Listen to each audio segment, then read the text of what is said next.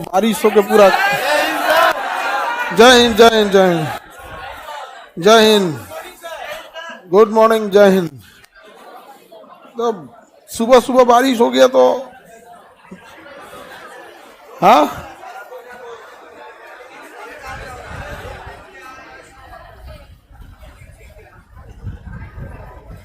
आज आपको कल सिकंदर तक सब समझा दिए थे।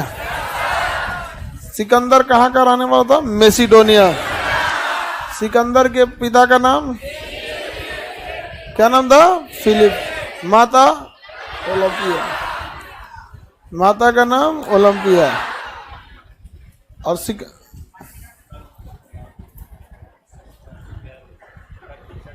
तो कल देना चाहिए था ना, आज नहीं।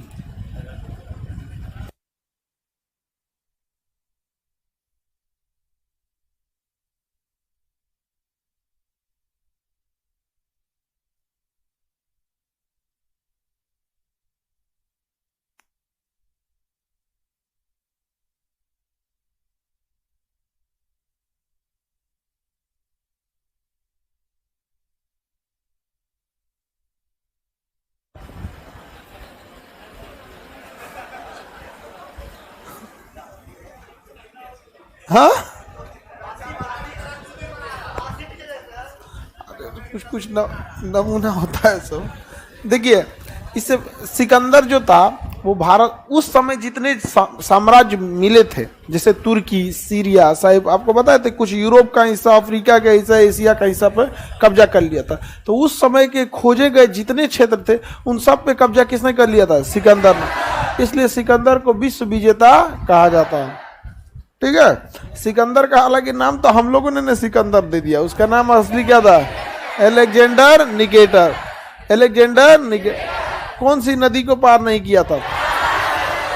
ब्यास नदी को पार नहीं, ब्यास नदी को पार। सिकंदर के आक्रमण के समय भारत में किस वंश का शासन था?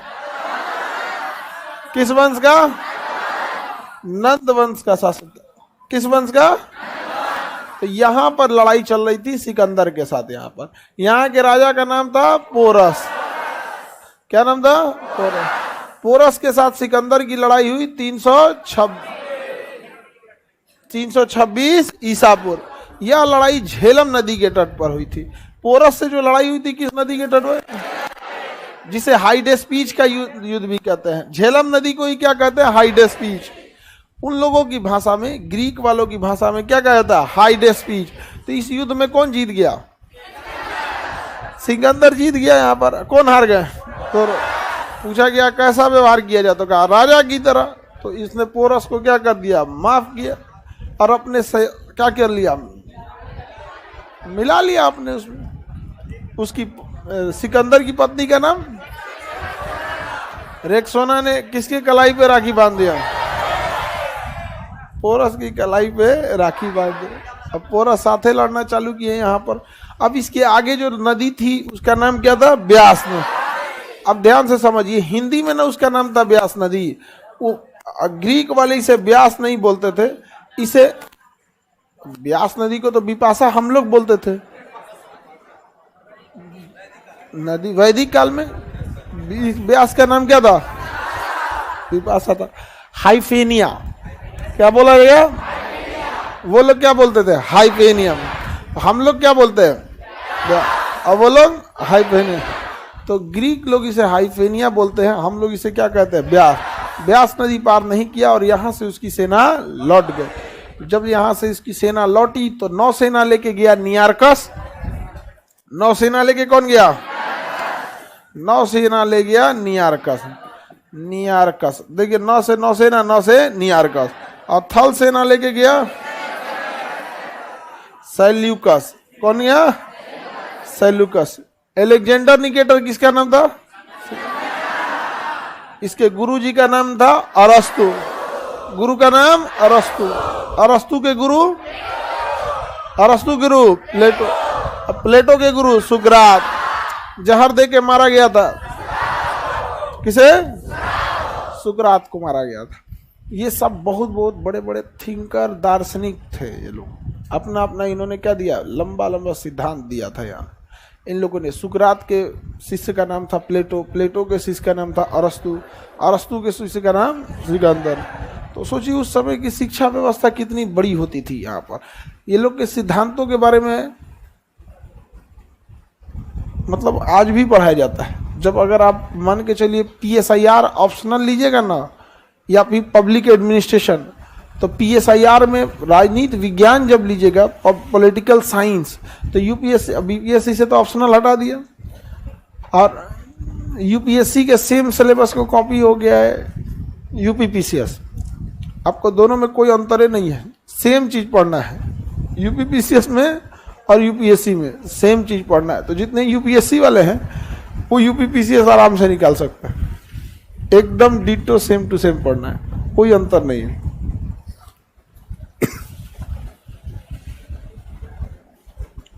तो उन लोगों के बारे में ना आपको पॉलिटिकल साइंस जब पढ़िएगा ना, तो इन सबों की विचारधाराओं के बारे में पढ़ना पड़ेगा, किसने क्या सिद्धांत दिया। जैसे अभी हमारे यहाँ जो लोकतंत्र है ना, हम लोग जो है सेलेक्टिव डेमोक्रेसी है लोकतंत्र। आप देखिएगा कि हम लोगों ने मतलब भारत में देखिएगा हर इंसान को कोई एक पार्टी बहुत अच्छी लगती है, जिस पार्टी को वो वोट डाल के आता है। अब वो पार्टी देश को बेचे, देश को अच्छा करे, इससे उसको मतलब नहीं है, वो सेलेक्टिव है, हमारी पार्टी है, समझ में आ गया कि नहीं आ गया। और उसके बाद गरियाएगा सब कि हमारी व्यवस्था ठीक नहीं है। अरे भैया वोट दे के चुने हो, बाबूजी थोड़े हैं कि गलती करेंगे तो नहीं बोलिएगा आप, नहीं समझे। तो हम लोग किस में गए हैं, लोग सेलेक्टिव में। आप देखिए गौर करके, हर इंसान को अपना एक पार्टी है, अपने गांव में अपने पिताजी को ही देख लीजिए, घर में फिक्स आपको पता होगा कि किस पार्टी को वोट जाता है। बाकी दिन दुनिया से मतलब नहीं वो क्या काम करता है क्या नहीं। तो उन लोगों ने इस चीज़ को बताया था। तो अभी पॉलिटिकल साइंस जो है वो ऑप्शनल वालों के लिए होता है, पॉलिटी तो नॉर्मली कोई भी पढ़ लेता है, लेकिन जिनका ऑप्शनल है बस वही पढ़ते हैं यहाँ पे। तो ये लोग बहुत महान शिक्षक थे लोग उस समय के, सुकरात हो गए, प्लेटो हो गए, अरस्तु हो गए। यहाँ पे आगे बढ़े, अब दोबारा लौट के हमला करने कौन आया था, सेल्यूकस लौट गया। जब सेल्यूकस आया तो यहाँ पे किसका शासन था, धनानंद का था। किस वंश का अंत हो चुका था, नंद वंश। कौन वंश आ गया था, मौर्य वंश। मौर्य वंश के शासक चंद्रगुप्त मौर्य, चंद्रगुप्त मौर्य। चंद्रगुप्त मौर्य ने किसे हरा दिया, किसे हरा दिया, सेल्यूकस को, सेल्यूकस को हरा दिया। और इनकी बेटी का नाम कार्नेलिया या हेलन, कार्नेलिया या हेलन को क्या कर दिया, विवाह कर लिया, हरा के। और कार्नेलिया या हेलन से क्या कर लिया, विवाह। कार्नेलिया की देखभाल के लिए तथा सूचना देने के लिए मेगास्थनीज थे। कौन थे बाबू, मेगास्थनीज। इनकी पुस्तक का नाम इंडिका। मौर्य वंश के बारे में जानकारी का सबसे बड़ा स्रोत इंडिका। मौर्य वंश की जानकारी का सबसे बड़ा स्रोत इंडिका। इंडिका क्या है, इंडिका।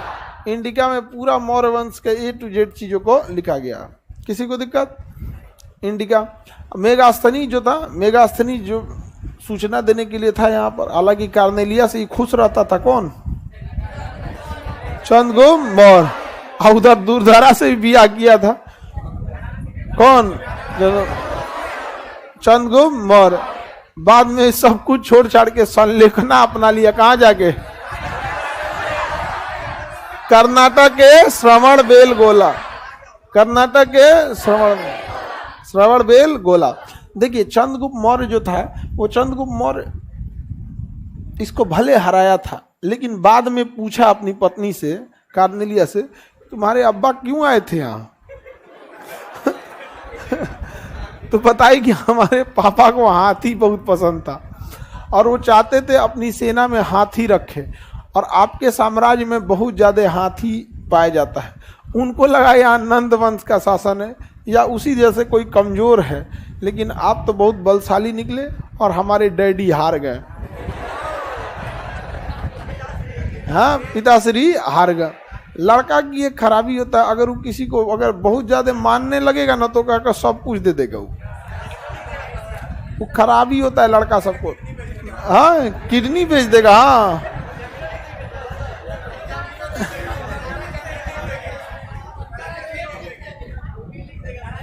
खेत लिख देगा। तोरा मिले पहले तो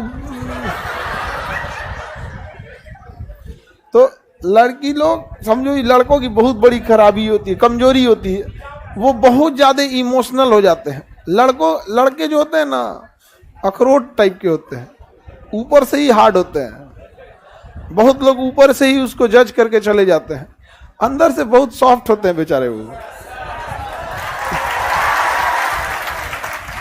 बहुत ज्यादा स्ट्रांग नहीं होते हैं सब बेचारे। और हकीकत में जिस दिन लड़का खुश हो जाता है जिसके प्रति तू पूरा कहेगा उसका बस चले तो किडनी हार्ट गुर्दा 2 कट्ठा खेत तो सब लिख देगा जय आप। सारा हल्ला मत कीजिए ये सब बात।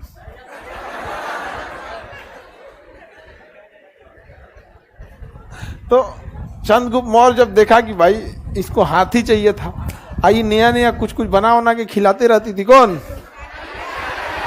कार्नेलिया मानते रहती थी। कार्नेलिया यहाँ पर हेलेन कार्नेलिया। तो चंद्रगुप्त मौर्य ने कहा कि चलो हम तुम्हारे डैडी को गिफ्ट दे देते। 500 हाथी गिफ्ट दे दिया।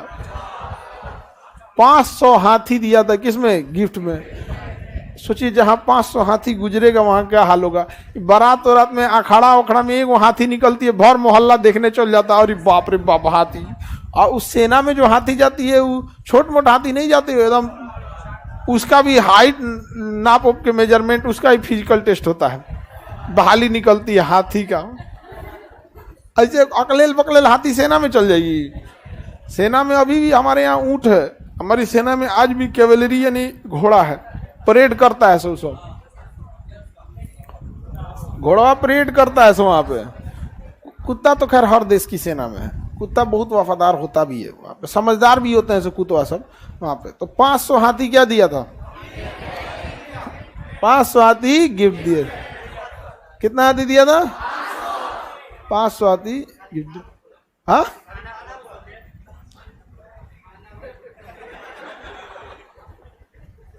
500 हाथी लेके उछल गया। तो 500 हाथी लेके कौन चला गया? सेल्यूकस। और यहाँ पे चंद्रगुप्त मौर्य के साथ ब्याह हो गया, 2 आदमी हो गए। इसके साथ एक हो कोई कौन? दूरधरा, आएगो कार्नेलिया। अब मेगास्थनीज की पुस्तक का नाम इंडिकम। अब चलते हैं किसके ऊपर? चंद्रगुप्त मौर्य के ऊपर चले, क्योंकि पहले की लड़ाई खत्म करते हैं। पहले लड़ाई समझ में आ गया कि नहीं? भारत पर आक्रमण सिकंदर ने किया। सिकंदर कहाँ का था? मेसिडोनिया यानी ग्रीक का था। मेसिडोनिया यानी उस समय उस एरिया का नाम ग्रीक। जैसे भारत देख रहे हैं ना, भारत तो भाई पहले अफगानिस्तान भी भारत में ही था, पाकिस्तान भी भारत में था, बांग्लादेश भी भारत में था, म्यांमार भी भारत। तो उसी तरह ग्रीक एक बहुत बड़ा साम्राज्य था। उसमें से टूटते गए। मेसिडोनिया अलग हो गया, अल्बानिया अलग हो गया, ये सब बहुत अलग हो गए सब। लेकिन उस समय उसका नाम क्या था? ग्रीक। हालांकि भारत पर पहली बार अगर किसी विदेशी ने आक्रमण किया तो ईरान से हुआ था। कहां से हुआ? ईरान। ईरान के शासक डेरियस ने आक्रमण किया। तो क्वेश्चन 2 तरह से कहेगा कि भारत पर आक्रमण करने वाला पहला विदेशी कौन था? हाँ डेरियस था। कौन था? डेरियस था। और जबकि भारत पर आक्रमण करने वाला पहला यूनानी कौन था? सिकंदर। ग्रीक को यूनानी कहते हैं। ग्रीक को क्या कहते हैं? यूनान। तो पहला यूनानी आक्रमण। अब भारत पर पहला विदेशी आक्रमण कौन था? डेरियस। तो पहला आक्रमण कहेगा तो डेरियस। डेरियस के बाद किसने किया? सिकंदर। डेरियस के बाद सिकंदर किया। डेरियस कहाँ का था? ईरान का। ये पाकिस्तान हो गया, यहाँ ईरान हो गया। तो डेरियस जब कमजोर होने लगे तो सिकंदर इधर से आया था, डेरियस के पूरे खानदान को मिटा दिया। कहा गया छोटा कहीं का, तुम लोग इधर निकल यहाँ से। और उसके बाद पाकिस्तान अफगानिस्तान को निपटाया और यहाँ पहुंच गया, पोरस को निपटा दिया। किसे? पोरस। हमारे यहाँ राजा जो थे सब ने इस एरिया के बहुत ज्यादा स्ट्रांग नहीं मिले। सब आपको भारत में ज्यादातर स्ट्रांग या साउथ का मिलेगा, नहीं तो मगध का मिलेगा। बाबर आके हमला करके चल गया। मोहम्मद बिन कासिम चल गया, महमूद गजनबी हो गया, मोहम्मद गोरी हो गया। तो इन लोग से कहिए तो नहीं, कृष्ण देव राय का नाम सुने हो? समुद्रगुप्त का नाम? अशोक। तो हम चंद्रगुप्त मौर्य आए तो थे सेल्यूकस निकेटर, अबे किए थे ना। जब चंद्रगुप्त मौर्य ने हमला करके सेल्यूकस निकेटर को हराया था, पूरे विश्व में हल्ला हो गया था कि उससे हमला करने में जो हरा भी देता है, बेटियों रख लेता है। हाँ, और क्या, सब लड़की से डर गई थी, सब पापा उधर हमला मत कीजिएगा। वो दू गो बिया पहले से है, देख रहे हैं, एगो दूरधरा आई है, एगो कार्नेलिया आई है, आप हमला करने जाइएगा, हार जाइएगा, फिर हम ओकरा लगे पहले से, हम ओकरा से बिया कैले का। हाँ, ससुराल दूर पड़ेगा, एकर का होगा। चलिए आगे बढ़े, किसी को दिक्कत नहीं ना। तो भारत पर आक्रमण करने वाला पहला विदेशी, ईरान के हखमनी वंश का शासक डेरियस। ईरान के हखमनी वंश का शासक डेरियस। ईरान के हखमनी वंश का शासक डेरियस जहाँ हमला करता था वहाँ एगो पत्थर लेता था और पे खोद खोद के लिख देता था, मैं डेरियस यहाँ आक्रमण किया, इस तिथि को, इस राजा को हराया। तो उस ससुरा को पत्थर पे लिखने का बड़ी शौक था। तो शिलालेख का जनक किसे कहा जाता है? डेरियस। कुछ जाएगा ना तो हमला करके लिख देगा। सबकी अपनी अपनी खासियत होती है, एक करके आप लोग में भी कुछ कुछ आदत होती होगी। हाँ, जहाँ जाएंगे नौटंकी करके आएंगे, कोनो झगड़ा करके आएगा। एगो हमारा मित्र है, डेली शाम में ना अपना डायरी लिखता है, आज मैंने ये किया, डेट डालेगा, आज ये किया। तो हम कहे कहियो अच्छा काम किया है कि नहीं पूरी डायरिया में। हाँ,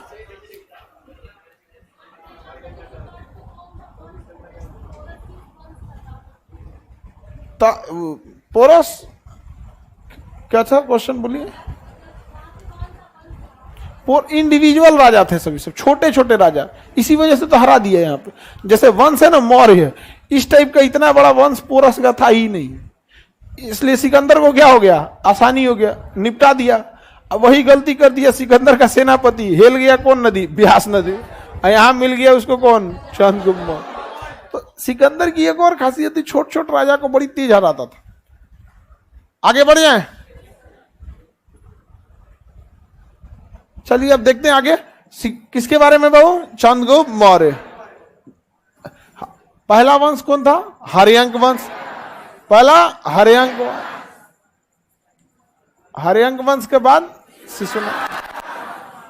शिशुनाग वंश।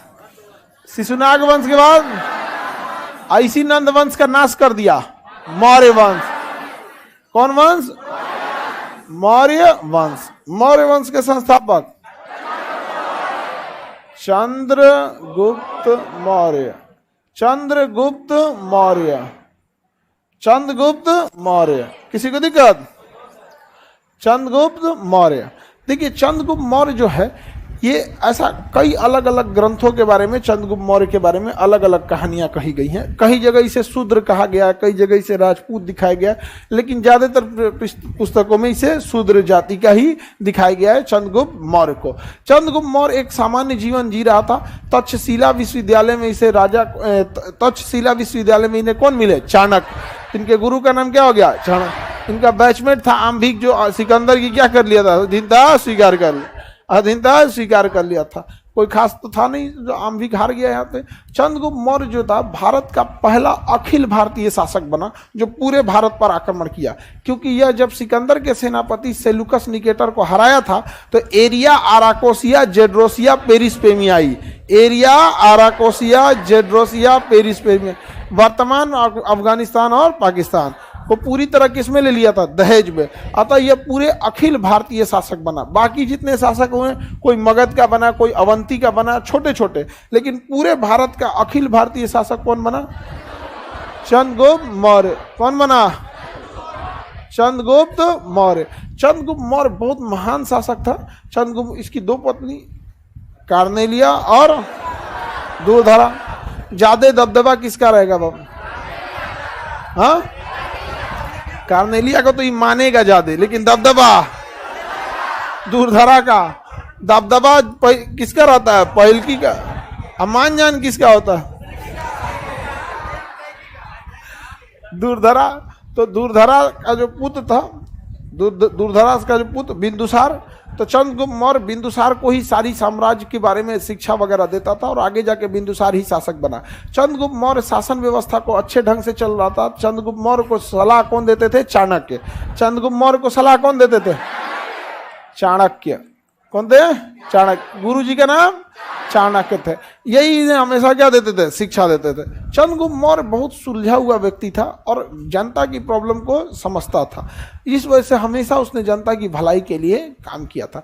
चाणक्य ने भी कभी भी चंद्रगुप्त मौर्य को कोई अलग से मतलब कोई गलत सलाह नहीं दिया। इवन कि चंद्रगुप्त मौर्य जो चाणक्य जो थे हमेशा से मतलब सिद्धांत जो दिए वो चंद्रगुप्त मौर्य उन्हीं सिद्धांतों से आगे बढ़े थे। चाहे वो धनानंद का नाश किए हो, चाहे सेल्यूकस निकेटर को हराए हो। सेल्यूकस निकेटर के हारने का बहुत सारा रीजन था। उसके सेना में ज्यादातर रथ थे सब, और रथ जो होते हैं सब पानी में फंस जाते हैं। रथ का पहिया कीचड़ में क्या हो जाता है? फंस जाता है। कर्ण का भी तो रथे फंस गया था जी, जमीने में धंस गया था और तब तक निपटा दिया गया उसको। आगे बढ़ते हैं तो चाणक्य जो थे इन्हीं का नाम विष्णुगुप्त था। चाणक्य का नाम क्या था? हाँ, पिता का नाम था गुणी। इनके पिता का नाम क्या था? इनका नाम क्या था? विष्णुगुप्त। इन्हीं को कौटिल्य कहा जाता है, इन्हीं को चाणक्य कहा जाता है, इन्हीं को क्या कहा जाता है? विष्णुगुप्त। कौटिल्य भी किसका नाम है? चाणक्य। विष्णुगुप्त भी चाणक्य का नाम है। यहाँ पे इनकी पुस्तक का नाम है अर्थशास्त्र। पुस्तक का नाम अर्थशास्त्र। पुस्तक का नाम अर्थशास्त्र। पुस्तक का नाम अर्थशास्त्र। अर्थशास्त्र में इकोनॉमी की चर्चा है, अर्थशास्त्र में राजनीति की चर्चा। अर्थशास्त्र में किसकी चर्चा? राजनीति की चर्चा। याद रखिएगा, अर्थशास्त्र पुस्तक इकोनॉमी से रिलेटेड नहीं है बल्कि राजनीति से। अर्थशास्त्र चैप्टर में 15 अधिकरण है। कितने अधिकरण है? अधिकरण मतलब चैप्टर, अधिकरण मतलब चैप्टर। सब जगह का अलग। जैसे रामायण के चैप्टर को कांड कहते हैं, महाभारत के चैप्टर को पर्व कहते हैं, कुरान के चैप्टर को पारा कहते हैं। 30 पारा? हाँ, अरे पारा मरकरी वाला पारा नहीं, लेसन को बोलते हैं पारा।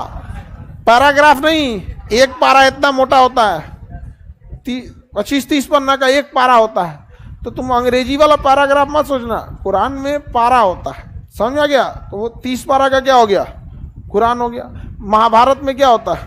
पर्व। 18 पर्व का क्या हो गया? महाभारत। इसमें अर्थशास्त्र में क्या है?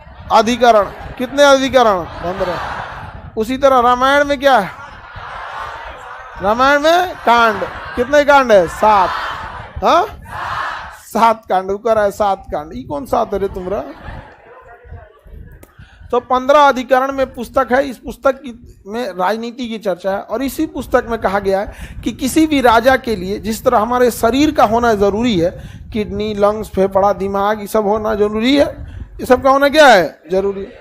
उसी प्रकार राजा के पास भी 7 गुणों का होना जरूरी है, जिसे 7 अंग कहते हैं, जिसे सप्तांग कहेंगे। 7 अंग मतलब सप्तांग। तो राजा के शासन के लिए कितने अंगों की जरूरत है? तो इसे राजा के सप्तांग सिद्धांत कहा गया। किसने बताया था? हाँ, चाणक्य ने। कि राजा के पास राजा योग्य होना चाहिए। राजा हमेशा क्या होना चाहिए? योग्य होना। राजा के मंत्री हमेशा योग्य होना चाहिए। जैसे अभी हमारे मंत्री देखिएगा, नितिन गडकरी योग्य है कि नहीं है? विदेश मंत्री जयशंकर साहब योग्य है कि नहीं है? तो आप इन 2 मंत्रियों को देखिएगा तो आपको लगेगा कि 10-15 ठो ऐसे ही मंत्री हो जाए ना, देश बदल जाएगा हम लोग का। हाँ, मंत्री थोड़े हैं। तो राजा जो है, आप समझिए ध्यान से, राजा के सप्तांग सिद्धांत में पहला हो गया राजा, दूसरा हो गया मंत्री। मंत्री को अमात्य कहा जाता था उस समय। मंत्री को क्या कहा जाता? अमात्य। तो सप्तांग सिद्धांत में पहला कौन हो गया? राजा। दूसरा अमात्य। बोलिए, मंत्री नहीं। मंत्री आज हम लोग बोलते हैं, उस समय क्या बोला था? अमात्य। क्या बोला था? अमात्य। धनानंद के अमात्य का नाम था राक्षस। क्या नाम था? राक्षस। राक्षस नहीं था वो, नाम था उसका राक्षस। अब जैसे मान के चलिए हम आप लोग को बकलोलिया बोलते हैं, तो बकलोल थोड़े हैं आप लोग। तुम लोग को बकलोलवा बोलते हैं, बकलोल थोड़े। हाँ, ये दोनों झगड़ैया फिर एक के पास बैठ गई सब। इस सबको कल फिर घसकाना पीछे, देखो ये सब दोनों फिर आगे बैठ गए सब झगड़ैया, एकदम ही एकदम धीरे धीरे धीरे धीरे एक हक बेंच आगे आते रहती है ये दोनों सब। हाँ, एक ही बार झगड़ा की थी तुम।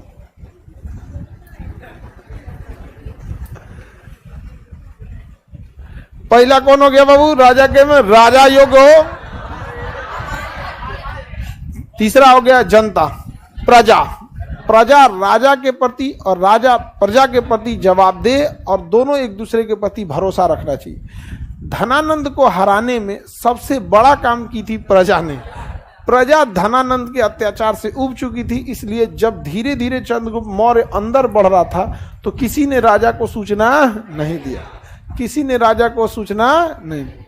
किसी को दिक्कत तो प्रजा जनता के साथ होनी चाहिए कि नहीं होनी चाहिए? अब जैसे देखिए आप लीबिया के राजा जो थे मोअम्मर गद्दाफी, जनता ने सड़क पे खींच के मार दिया कि नहीं मार दिया? हालांकि अमेरिका चढ़ा देता है, अमेरिका के साथ जब तक रहिएगा ठीक है, अमेरिका के साथ जब तक रहिएगा ठीक है। आज अमेरिका चिल्ला रहा है यूक्रेन में ये हो गया, यूक्रेन में हो गया। अफगानिस्तान में क्या हुआ था? वही हुआ था ना जो यूक्रेन में हुआ। इराक में क्या हुआ? वही हुआ, तो यूक्रेन में भी वही होगा। जब इराक मरा तुमको कुछ दिक्कत नहीं था, अफगानिस्तान मरा तुमको कुछ दिक्कत नहीं था, तो जब यूक्रेन मर रहा है तो तुम काहे कहते हो कि हिंदुस्तान वाले छाती पीट के रोए? अरे हम लोग को सूरजमुखी का तेल आता था, सनफ्लावर का तेल कहां से? यूक्रेन से, रुक गया। तो पेट्रोल भी आता था इराक से, रुक गया। नहीं समझे? ये यूरोप वाले जो है ना, ये किसी को नहीं छोड़ेगा सब। इसलिए इंडिया हर व्यवस्था अपना लेके बैठा रहता है। आओ अब चला देगा आदमी परमाणु में। आगे बढ़े। राजा के सप्तांग सिद्धांत किसने दिया? हाँ, राजा के पास पहला होना चाहिए राजा, अमात्य, प्रजा, मित्र। राजा के मित्र देश, अगल बगल के जितने देश हैं वो मित्र होने चाहिए, क्योंकि वह देश एक सुरक्षा कवच का काम करते हैं। जैसे भारत का भूटान एक सुरक्षा कवच का काम करता है। नेपाल मित्र नहीं है, ब्लैकमेलर है। वो दोनों ओर से क्या करते रहता है? ब्लैकमेल करते रहता है वहां पे। वही देखिए पाकिस्तान हम लोग का मित्र है, बेटा है, बेटा।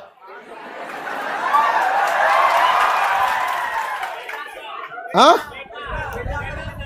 तो बेटा ही तो है अपना, बिगड़ गया है तो नालायक। अभी आप लोग पाकिस्तान का एकदम बुरा दिन देख रहे हैं। एक समय था पाकिस्तान में जो भारत का टक्कर देता था, लेकिन वहां धर्म इतना ज्यादा हावी हो गया ना, इतना हावी हो गया कि धार्मिक रूप से जब भी कोई चीज आगे बढ़ती है ना, तो धर्म एक ऐसा चीज होता है ना कि जिसमें अपडेट नहीं चाहिए। देखिए धर्म जितना पुराने तरीके से फॉलो कीजिएगा उतने आप अच्छा काल आइएगा। तो ढेर धर्म होने लगेगा ना, तो आप अपडेट होना भूल जाइएगा। धर्म का मतलब क्या होता है? ढेर एडवांस होइएगा तो धर्म के हिसाब से नाच दीजिएगा, ढेर एडवांस बनेगा जे तुम। जबकि आगे बढ़ने के लिए क्या चाहिए? एडवांस। धर्म के लिए पुराना। एक को अपडेट मत मारो, नोकिया वाला मोबाइल की तरह ठीक है। जितना पुरान रहो वैसे ही खड़ा उड़ा वाला सिस्टम रहे, तो जितना पुराना रहेगा उतने ठीक रहता है। तो पाकिस्तान बेचारा बर्बाद हो गया वहां पर। तो राजा क्या होना चाहिए? मित्र। क्या होना चाहिए? मित्र। उसके बाद राजा का किला मजबूत होना चाहिए, दुर्ग। जहां से हमला होने का डर हो या जहां महत्वपूर्ण चीजें हो, वहां का किला क्या होना चाहिए? मजबूत। तो राजा के पास दुर्ग होना चाहिए। क्या होना चाहिए? न्याय राजा का अच्छा होना चाहिए, राजा का न्याय अच्छा होना। दंड व्यवस्था यानी सेना। दंड कैसे दीजिएगा? अगर जनता ने दंड गलती किया, पुलिस से सजा देगी या पकड़ेगी, और पड़ोस वाला आक्रमण किया तो सेना। तो राजा के सप्तांग सिद्धांत किसने दिया? राजा के पास सप्तांग सिद्धांत चाणक्य दे। पहला क्या था? राजा। दूसरा अमात्य। क्या था? तीसरा हाँ प्रजा। क्या थी? प्रजा, प्रजा थी। चौथा मित्र राष्ट्र। राजा का मित्र होना चाहिए जो सूचना दे सके। पांचवा दुर्ग, युद्ध की स्थिति में क्या हो सके, सुरक्षा हो सके। न्याय, न्याय ये बहुत जरूरी है। और सातवां है दंड, दंड दीजिए, या फिर सेना। सेना दंड मतलब मान के चलिए अगर कोई पड़ोसी देश ने आक्रमण कर दिया तो दंड देना है कि नहीं उसे, तो कैसे दंड दीजिएगा, सेना से दीजिएगा। आपने यहाँ कोई गलती किया तो पुलिस, अपने यहाँ किया तो पुलिस ने।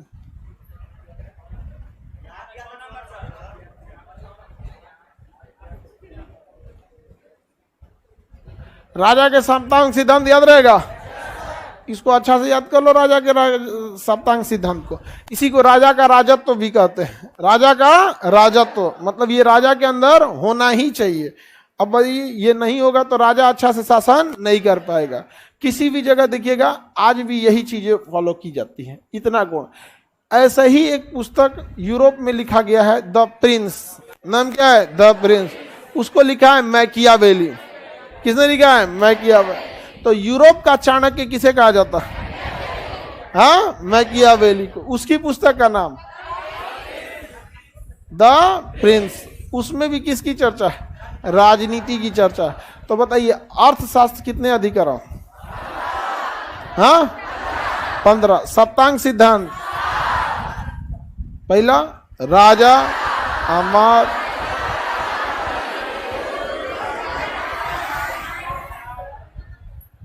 यूपीपीसीएस में पूछा था इनमें से कौन सा सप्तांग सिद्धांत नहीं है। ऑप्शन को जी दीजिए, सातों याद है तो ठीक है, नहीं तो जो नहीं होगा उसी में कोई एगो होगा जो नहीं है। सही समझे, कौन सा राजा सप्तांग सिद्धांत नहीं है, मैकियावेली। बेचारा सबसे लिखाई नहीं रहा है मैकियावेली। ठोस, हाँ हाँ, राजकोषीय व्यवस्था होना चाहिए। दुर्ग मतलब एक तरह से उसका अर्थव्यवस्था भी क्या होनी चाहिए, बेहतरीन रहनी चाहिए। दुर्ग या अर्थव्यवस्था, इसमें आगे बढ़े। मैकियावेली से तुलना किया गया। तो बताइए यूरोप का मैकियावेली किसे कहते हैं, हाँ।